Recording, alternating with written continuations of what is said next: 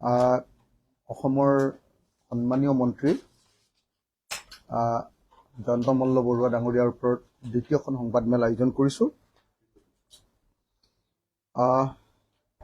কালিৰ যিখন প্ৰথম সংবাদমেল আছিলে তাত আপোনালোকক দেখুৱাইছিলোঁ যে মন্ত্ৰী জয়ন্ত মল্ল বৰুৱাই একেদিনাই 26 এপ্ৰিল 2023 তাৰিখৰ দিনা একেদিনাই প্ৰায় 40 বিঘা মাটি তেখেতে কিনিছিলে ৰঙিয়াত 40 বিঘা মাটি আৰু তাতে 85 বিঘা মাটি সেই ৰঙিয়াতে তেখেতে বেদখল কৰি ৰাখিছে। মই ৰিপিট কৰি দিছোঁ, কাৰোবাৰ ভুল হ'ব পাৰে। চৰকাৰী মাটি 85 বিঘা বেদখল কৰি ৰাখিছে ৰঙিয়াত, 85 বিঘা মাটি বেদখল কৰি ৰাখিছে মন্ত্ৰী জয়ন্ত মল্ল বৰুৱা ডাঙৰীয়াই। আৰু সেই একে ঠাইতে একেদিনতে 26 এপ্ৰিল 2023 তাৰিখ অৰ্থাৎ তেখেত মন্ত্ৰী হোৱাৰ পাছত 2022 জুন মাহত তেখেত মন্ত্ৰী হৈছে, 23 চনৰ এপ্ৰিল মাহৰ 26 তাৰিখৰ দিনা তেখেতে 40 বিঘা মাটি কিনিছে। তাৰ আগত আপোনালোকে সকলোৱে জানে যে তেজপুৰতো তেখেতে একেলগে বহুত মাটি কিনিছিলে। তাৰ তথ্য আমি ৰাজহুৱা কৰা নাছিলোঁ, আনসকলে ৰাজহুৱা কৰিছিলে। আজি মই আপোনালোকক এখন হোটেল দেখুৱাব খুজিছোঁ। গুৱাহাটীত নিৰ্মীয়মান শেষ হৈছে, বনাই শেষ হৈছে এইখন হোটেল। এই হোটেলখন আপোনালোকে চিনি পাইছেনে? এই হোটেলখনত KFC লিখা আছে, দেখিছেনে? আমাৰ যে গণেশগুৰি, তাৰপিছত আমাৰ পুৰণি যিটো এছেম্বলিৰ গেট, তাত আমাৰ যিটো মন্দিৰ আছে, কি কয় এইটো, কি মন্দিৰ এইটো, হেৰি আমাৰ গণেশ মন্দিৰ। সেই গণেশ মন্দিৰ পৰা কাহিলীপাৰা পিনে নাযাব, গণেশ মন্দিৰ পৰা আপোনাৰ এইটো কি বুলি কয়, টুৱাৰ্ডছ মানে হেৰি হাতীগাঁও পিনে যাওঁতে 50 মিটাৰ, জাষ্ট 50 মিটাৰ আপুনি 50 মিটাৰ আগবাঢ়ি গ'লেই আপুনি MP বুক ষ্টলখন দেখিব। MP বুক ষ্টলৰ ঠিক কাষৰ লগতে লাগি থকা, একদম কাষত আৰু মাজত ৰাস্তাটো আছে বাৰু, মানে MP বুক ষ্টলৰ লগতে লাগি থকা এখন KFC, সকলোৱে KFC-লৈ চাগে যায়, সেই KFC ফ্ৰেঞ্চাইজি এটা আছে। তাৰ ওপৰত আৰু 4মহলীয়া এখন বিশাল আকাৰৰ 3 ষ্টাৰযুক্ত 3 ষ্টাৰৰ এখন হোটেল নিৰ্মাণ কৰি থকা আছে। এখন হোটেলখন এইখন অলপ চাইড ভিউ, এইটো হ'ল চাইড ভিউ। হোটেলখনৰ নাম কৈলাশ ৰেচিডেঞ্চি। কৈলাশ তেখেতৰ দেউতাকৰ নাম নহয়, কৈলাশ ৰেচিডেঞ্চি।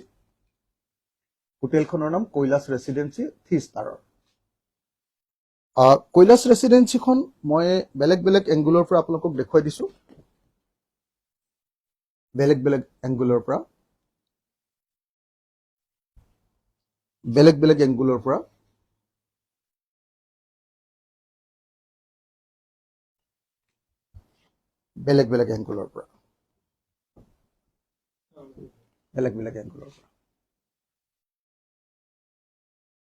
আপোনালোকে দেখোঁতে নিশ্চয় গম পাইছে যে এখন বহুত ডাঙৰ টাৱাৰৰ নিচিনা ওপৰলৈ উঠি যোৱা গ্লাছৰ দ্বাৰা নিৰ্মিত খুব ধুনীয়া এখন হোটেল,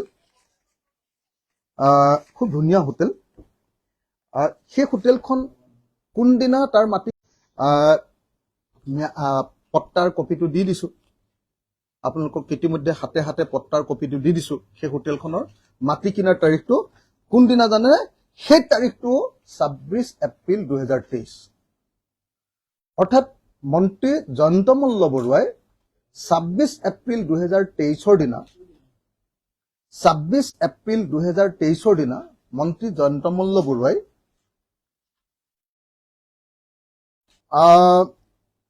তেখেতে কিনিছে 26 এপ্ৰিল, যিদিনা ৰঙিয়াত মাটি কিনিছে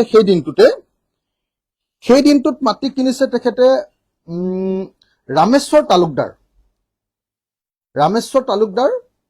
দেউতাকৰ নাম স্বৰ্গীয় নিধন তালুকদাৰ। ৰামেশ্বৰ তালুকদাৰ অসমৰ এজন অতি কুখ্যাত মাটি দালাল বুলি আপোনালোকে নিশ্চয় জানে সকলোৱে। ৰামেশ্বৰ তালুকদাৰ, সেই ৰামেশ্বৰ তালুকদাৰৰ পৰা প্ৰায় 3 কোঠাৰ মাটি কিনিছে জুলি ডেকা বৰুৱা ব্ৰেকেটত জয়ন্ত মল্ল বৰুৱা দুৰ্গা মন্দিৰ নলবাৰী চানকুচি নলবাৰী পিন 781335 তেখেতে কিনেছে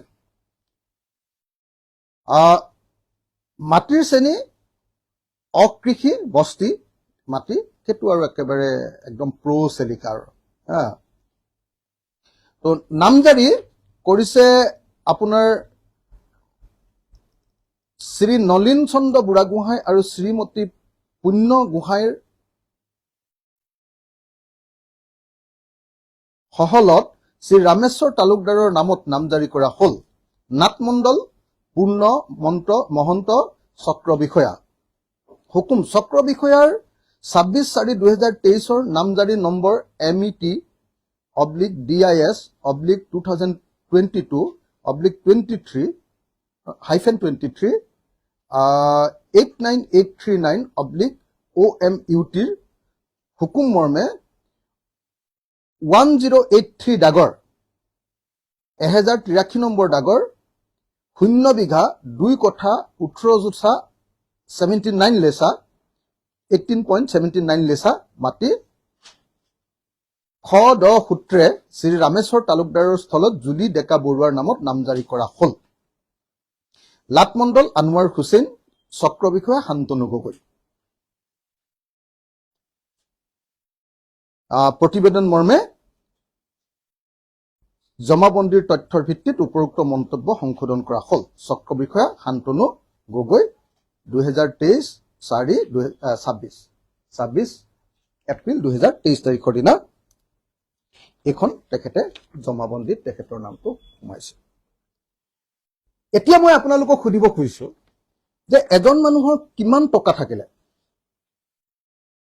একেদিনাই ৰঙিয়াত 40 বিঘা মাটি কিনিব পাৰে একেদিনাই 26 এপ্ৰিল 2023 আৰু একেদিনাই গুৱাহাটীত আটাইতকৈ ধনী এলেকাত তাত মাটিৰ মূল্য নাথাকে তাৰমানে মুখত যিটো নাম আহিব সেইটোৱে দাম তাত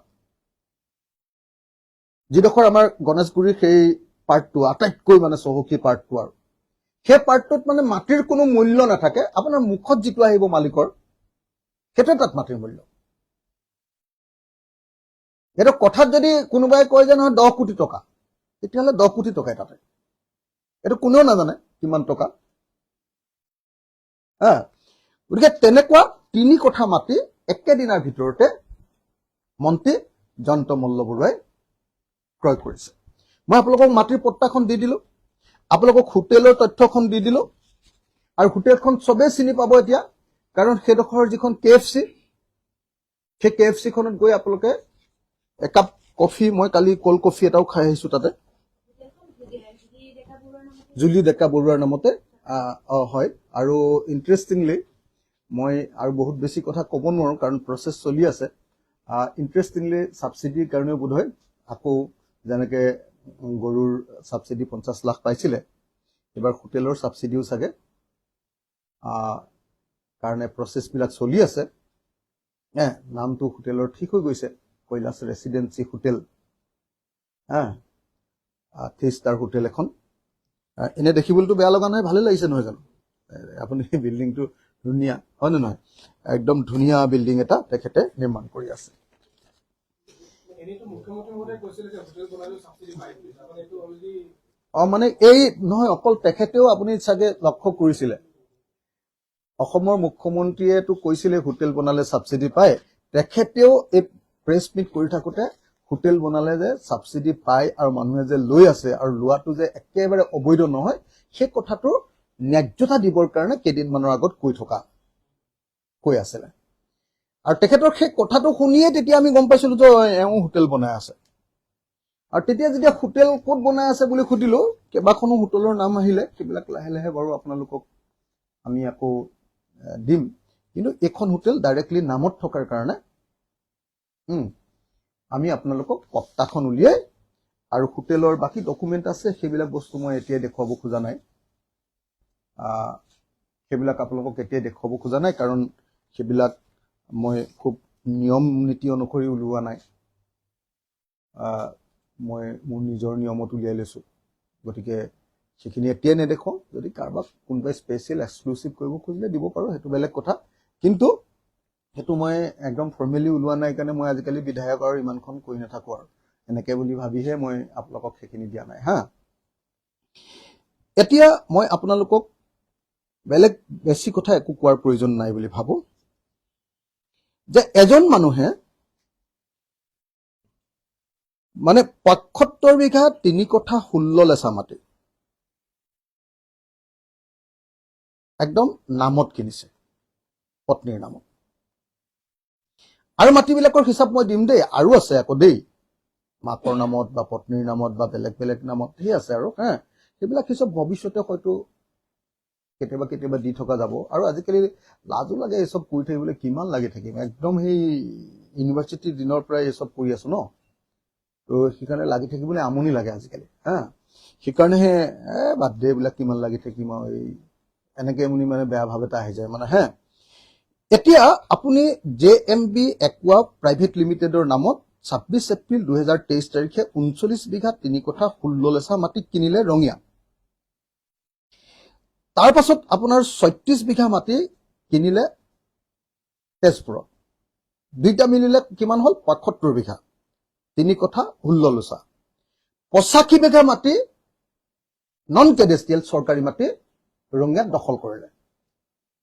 আৰু বাকীবিলাক হিচাপ মই দিয়া নাই কাৰণে সেইখিনি এতিয়া কৈ নিদিওঁ।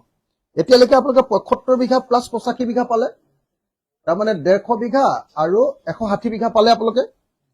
১৬০ বিঘা পালে। তাৰ পাছত আজি টাউনৰ গুৱাহাটী চিটিৰ এইটো মাটি আপোনালোকে দেখুৱালো মই যে গুৱাহাটীত তেখেতে একেই ২৬ এপ্ৰিল তাৰিখৰ দিনা যিদিনা ৰঙিয়াত মাটি কিনিছিলে ৪০ বিঘা মাটি, সেই একেই দিনা তেখেতে আমাৰ দিছপুৰ ৰাজহ চক্ৰৰ অধীনৰ জতিয়া ৰাজহ গাঁৱত, আমাৰ দিছপুৰত একদম এড্ৰেছটো যদি মই গায়ে দিওঁ, ফুল এড্ৰেছটোৱে গাই দিওঁ নেকি তেতিয়া আপোনালোকে, মানে মই খুব ভালকৈ এইকেইটা গাই দিব খোজা নাছিলোঁ কাৰণ পিছত মই ডকুমেণ্টবিলাক ক'ৰ পৰা লৈছোঁ গম পাই যাব। 5টা floor, 5 floors, entire building, hotel Kailash residency, RP road, Ganeshguri, behind MLA hostel, Ganeshguri, Guwahati, Kamrup metropolitan, Assam 781006। Trade name hotel Kailash residency, Juli Deka Baruah. এইটো আপোনাৰ কথা। এতিয়া মই বেলেগ কি কম কওক, মানে তেখেতে কৈ আছিলে যে বিজেপি অহাৰ পাছত, বিজেপিত জইন কৰাৰ পাছত তেখেতসকল সত্য আৰু সুন্দৰ হৈ গ'ল, তেখেতসকলে কেলেংকাৰী নকৰা হৈ গ'ল। এতিয়া বিজেপিলৈ অহাৰ পাছত ১৬০ বিঘা মাটিৰ মই তথ্য আপোনালোকক দি দিলোঁ। তাৰে ৭৫ বিঘা মানে ৭৫ নহয় ৭৬, 76 হ'ব আৰু এইটো ৩ কঠা, যিহেতু ২ কঠাতকৈ বেছি, ২.৫ কঠাতকৈ বেছি যেতিয়া ৩ কঠা, এইটো ৩ কঠা যেতিয়া হৈ গ'ল সেইটো ১ বিঘা ধৰিব লাগিব। ৭৬ বিঘা মাটি ম্যাদী পট্টাৰ কিনিছে। আৰু বাকী তথ্যখিনি দিয়া নাই দেই, পিছৰখিনি দিয়াৰ পাছতহে বাকী সেইখিনি দিম। ৮৫ বিঘা মাটি চৰকাৰী মাটি বেদখল কৰি ৰাখিছে।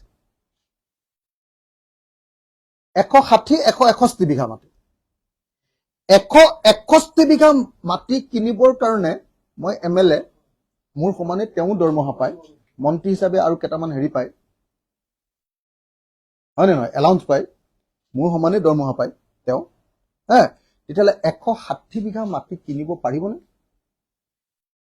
গুৱাহাটীত ৩ কঠা মাটি, দিছপুৰত MLA হোষ্টেলৰ কাষত ৩ কঠা মাটি, অসমৰ আটাইতকৈ আদ্যৱন্ত ঠাইত ৩ কঠা মাটি, আৰু তাত